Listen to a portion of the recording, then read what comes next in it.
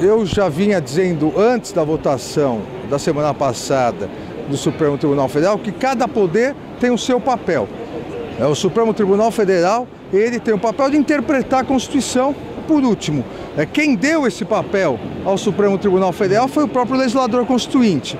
E interpretou, por maioria, que qualquer afastamento direto ou reflexo do exercício do mandato deve ser comunicado imediatamente à casa respectiva. E hoje o Senado vai exercer o seu papel.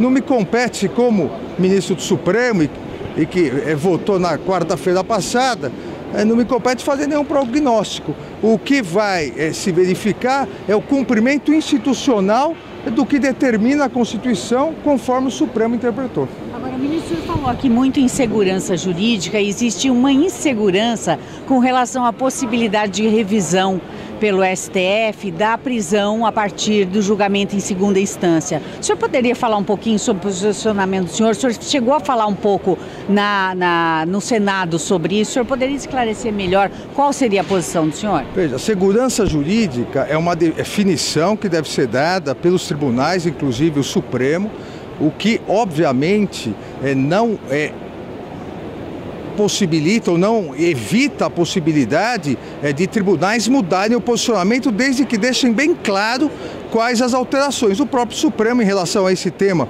que você me perguntou, o Supremo de 88 até 98 teve um posicionamento, daí de 98 até 2016, por alteração inclusive da composição, teve um novo posicionamento, e agora o que eu venho repetindo sempre nos julgamentos da primeira turma, é que eu vejo a necessidade do Supremo julgar novamente isso, o plenário rapidamente julgar. E digo por quê?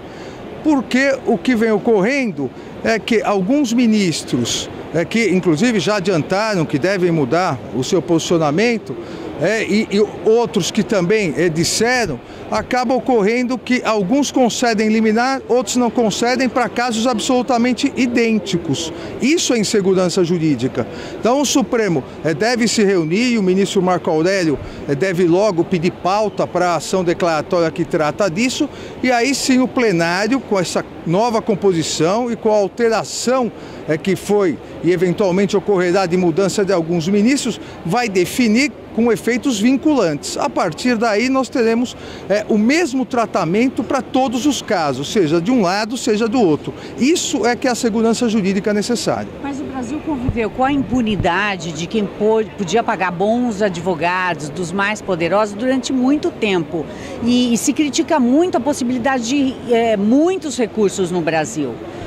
A questão recursal, e eu também sempre fui um crítico da questão procedimental, tanto por isso agora em relação a essa comissão do crime organizado, sem ferir ampla defesa, sem ferir contraditório, sem ferir o devido processo legal.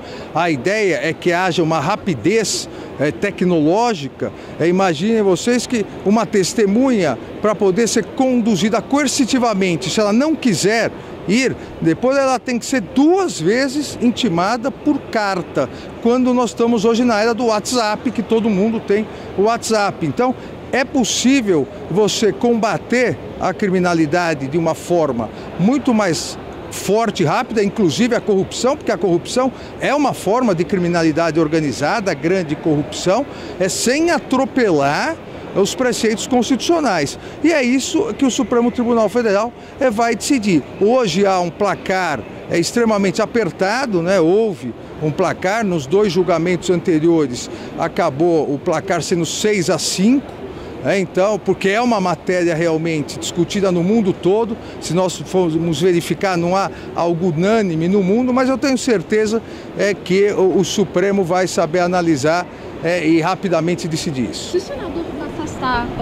derrubar o afastamento da cautelar que o STF determinou para o Aécio, haverá um confronto entre os poderes? Como que fica essa questão? Não, veja, cada poder exercitou a sua função constitucional. A função constitucional do Supremo foi analisar, via uma ação direta de inconstitucionalidade, movida por partidos políticos, se, em alguns casos, ou em todos os casos, a necessidade de aplicação da regra do artigo 53, parágrafo 2º, que é a comunicação em 24 horas para o Senado ou para a Câmara no caso de prisão em flagrante delito. O que o Supremo Tribunal Federal interpretou? O Supremo Tribunal Federal interpretou que não só no caso da prisão em flagrante, mas em caso de afastamento do mandato, direto ou reflexamente, afastamento de funções que impeçam o exercício do mandato, o Supremo oficiará também o Senado ou a Câmara. Ou seja, quem definiu a regra do jogo, interpretando a Constituição, foi o Supremo Tribunal Federal. Agora, isso está no âmbito do Senado. O Senado vote, e se futuramente for a Câmara, vote, e daí arque também com as consequências políticas disso.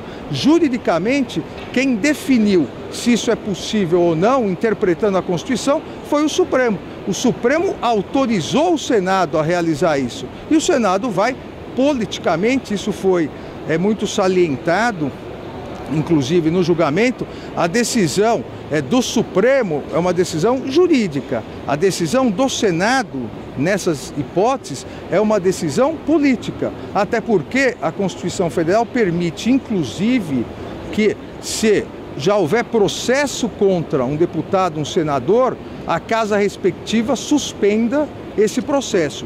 Nós podemos concordar ou não. Nós podemos achar, e eu sempre disse e continuo dizendo, que a Constituição de 88, talvez por um problema de ditadura militar, de 20 anos de ditadura militar, onde o parlamento foi muito sufocado, a nossa Constituição de 88 é a Constituição que dá um maior rol de garantias a parlamentares.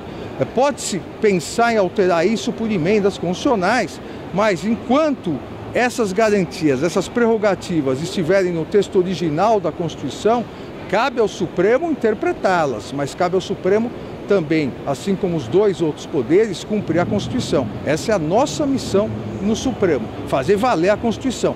Não fomos nós que escrevemos a Constituição.